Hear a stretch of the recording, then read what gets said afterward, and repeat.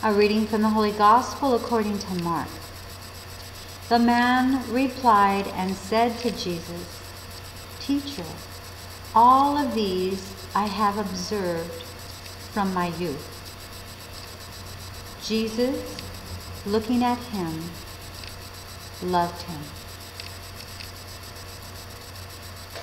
Whether we're talking about our parents' rules, the way that we should behave perhaps in school, or the things that we should follow at our place of work, or even in our place of worship. To be praised or to be looked upon with love in the eyes is such a wonderful, fulfilling feeling. In particular, that feeling is extraordinary when coming from a parent. Perhaps someone we look up to. It could be a godparent, an elder, a grandparent. There's something really special that warms the heart when we believe we've done well and that someone else might recognize that and share their thoughts with you. Jesus looked at this man with love. When in your life do you feel that Jesus has looked at you with love? How often in your lifetime has that happened?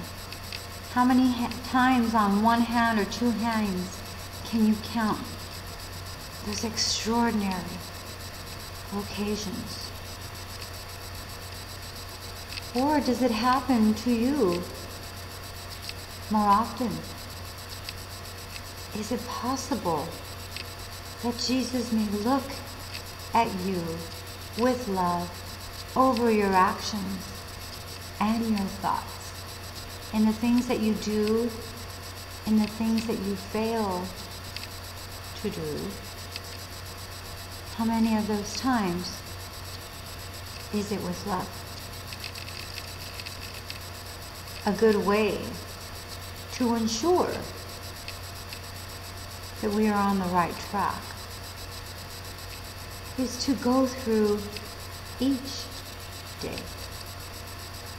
And when you know that something is not upright, to stop and ask yourself, what would Jesus do in a situation like this? What would he do? Jesus, what would you do? What would you do when someone's having an argument with me and I know we're just not going to win, but am I going to fight back and forth, back and forth, back and forth until someone's so angry that a hole is punched in the wall? Are we going to get so out of control until we're not talking to each other anymore? Will we reprimand someone, a child perhaps, so much that they lose all their self-confidence? We need not get in so deep that we could not even ask that question anymore. So deep into our rage, into our disappointment, into our depression, that we could not even fathom to ask the question, what would Jesus do? If you need to have a flashcard, if you need to write the message on your hand, staple note on your purse or wallet, short of tattooing the message on your forehead, what would be your reminder every day to stop and ask, what would Jesus do in this situation?